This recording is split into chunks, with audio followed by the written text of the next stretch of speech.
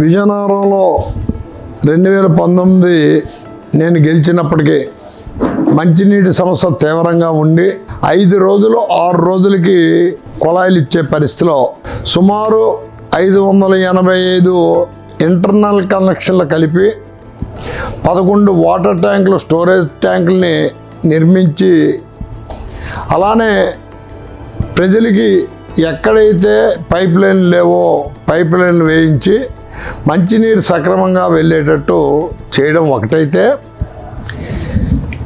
ఎండాకాలం వచ్చి మంచినీటి నిల్వలు తగ్గుతున్న పరిస్థితిలో ఆంధ్ర ప్రాజెక్టు ద్వారాగా మంచినీరు తెచ్చి ఆంధ్ర ప్రాజెక్టులో కూడా నీటి నిల్వలు తగ్గిపోతే తోటపల్లి నుంచి మంచినీరు తీసుకొచ్చి ఈ 4 సంవత్సరాల కాలం ప్రజలకి నీటి సమస్య ఉంది అని తెలియనీయకుండా పరిపాలన జరిపామని తెలియజేయడానికి సంతోషిస్తున్నాం. ఈ ఎండాకాలంలో కూడా మంచినీటి సమస్య రాదు అని ధైర్యంగా చెప్పగలుగుతున్నాం.